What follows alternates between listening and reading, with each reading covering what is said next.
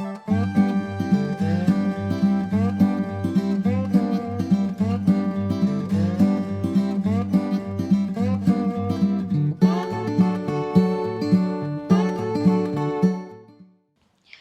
માતાજી, હું છું વનિતાબેન ગોંડલિયા, રાજકોટથી મારી યુટ્યુબ ચેનલ વનીની વાનગીમાં તમારું સ્વાગત કરું છું। તો આજે આપણે બનાવશું પાસ્તા, એ પણ કુકરમાં। તો મેં અહીંયા 150 ગ્રામ જેટલા પાસ્તા લઈ લીધા છે। અહીંયા સોસ લઈ લીધો છે, આ રેડ ચીલી સોસ છે, આ સોયા સોસ છે, અને આ ટામેટો કેચઅપ, અને આ ઉપરથી પાસ્તાનો મસાલો આવે એ છે। અહીંયા મેં 1 વાટકી જેટલી કોબી લીધી છે કટિંગ કરીને, ડુંગળી લીધી છે 1 વાટકી કટિંગ કરીને, ટમેટા 1 વાટકી કટિંગ કરીને લીધા છે, 1 ટમેટું છે, અને અહીંયા ગાજર ને વટાણા બે મિક્સમાં લીધા છે, ધાણા સુધારીને રાખ્યા છે, 1 મરચું લીધું છે એ કટિંગ કરીને રાખ્યું છે। આમાં બધા રેગ્યુલર મસાલા છે, પાસ્તામાં જોઈએ એ પ્રમાણે પાણી નાખવાનું છે, અને અહીંયા વઘારમાં તેલ લઈ લીધું છે। આપણે પાસ્તાને બાફવાના નથી, ડાયરેક્ટ કુકરમાં જ કરી નાખવાના છે, એટલે કાચા પાસ્તા જેનું રાખ્યા છે।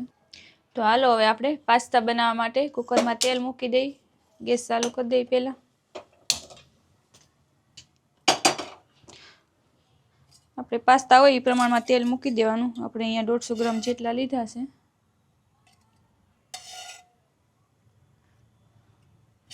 બે અઢી પાવડા જેટલું આપણે તેલ નાખ્યું છે।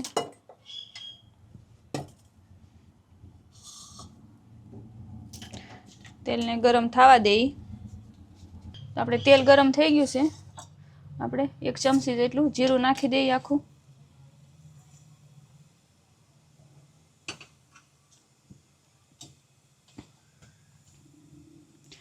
એક ચમચી હિંગ નાખી દેવાની છે।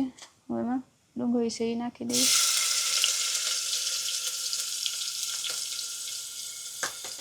ગેસની ફ્લેમ અત્યારે ધીમી કરી નાખવાની।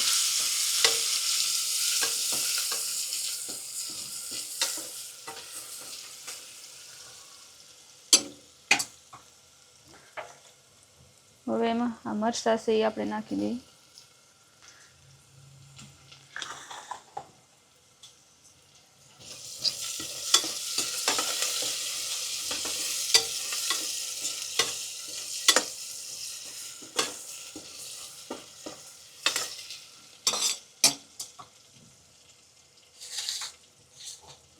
હવે આપણે એમાં ગાજર ને વટાણા બે મિક્સમાં લીધું હતું એ નાખી દેવાનું। થોડી વાર આ તેલમાં બધું નાખતું જવાનું ને હલાવતું જવાનું।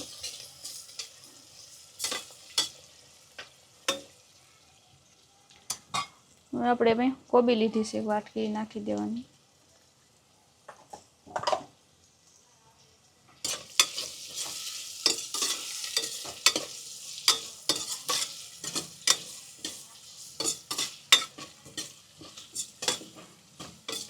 બધું તેલમાં સરખું થઈ જાય 2 મિનિટ રાખે ત્યાં, અને ટમેટા પછી ઉપરથી નાખવાના છે આપણે, આ સડી જાય થોડુંક પછી।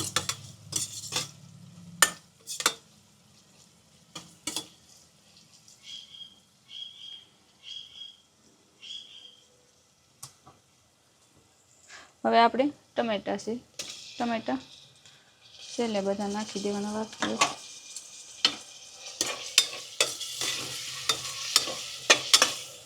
હવે આ બધું મિક્સ થઈ જાય એટલે 2-3 મિનિટ રહેવા દેવાનું ધીમા ફ્લેમ ઉપર।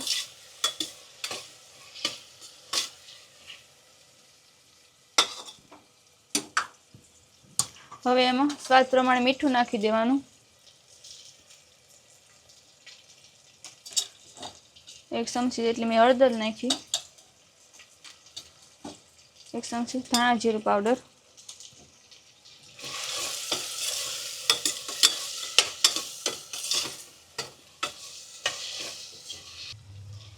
આપણે 2-3 મિનિટ આવો સડવા દીધું છે, સરસ થઈ ગયું છે। હવે આપણે એમાં પાસ્તા નાખી દેવાના છે।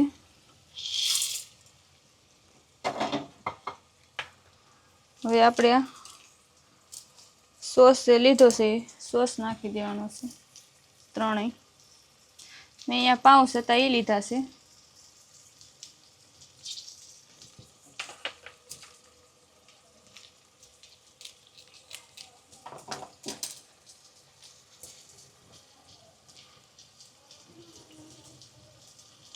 ચીલી સોસ ને ટામેટો કેચઅપ ને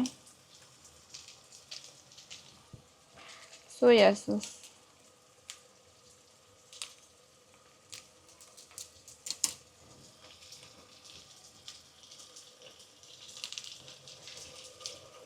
આથી સ્વાદ સરસ આવે છે.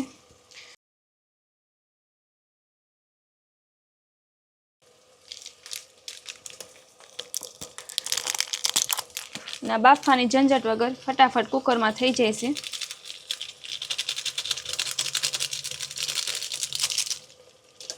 હવે આ મિક્સ કરી લઈ. હવે આપણે એમાં પાણી નાખી દેવાનું છે.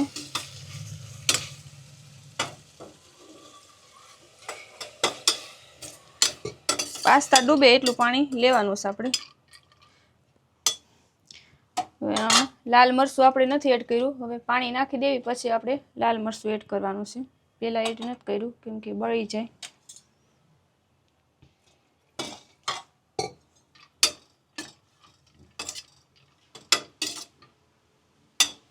હવે આપણે કુકર બંધ કરી દઈએ. પાણીનું પ્રમાણ એટલું રાખવાનું છે પાસ્તા ડૂબે એ પ્રમાણે. કુકર બંધ કરી દઈએ. હવે આપણે આમાં 2 વિસલ કરવાની છે. 2 વિસલ થઈ જાય એટલે આપણે ગેસ બંધ કરી દેવાનો છે. તો હવે આપણે પાસ્તા જોઈ લેવી. 2 વિસલ કરી છે, ગેસ બંધ કરી દીધો હતો. તો હવે આપણે જોઈ લેવી પાસ્તા આપણા સડી ગયા છે કે નહીં.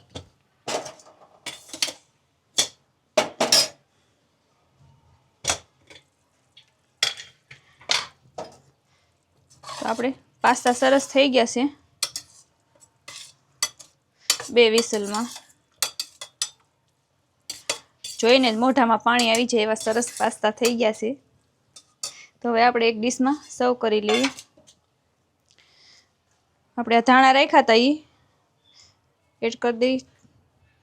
થોડા આમાં રાખીએ, સર્વ કરશું એમાં નાખી દઈએ ઉપરથી.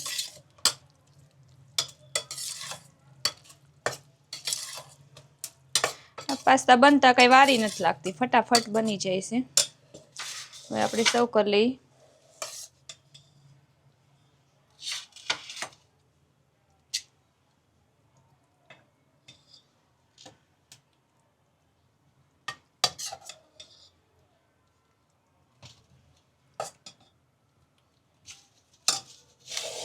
ઉપરથી આ ધાણા છે આપણે નાખી દઈએ.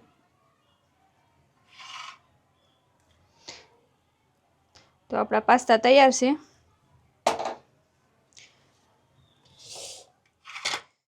તો મારી આ પાસ્તાની રેસીપી તમને કેવી લાગી એ મને કમેન્ટમાં જણાવજો. ને તમે જરૂર એકવાર ઘરે ટ્રાય કરજો. અને મારી ચેનલને લાઈક કરજો, શેર કરજો અને સબસ્ક્રાઈબ કરજો. અને બેલ આઇકન દબાવવાનું ભૂલતા નહીં.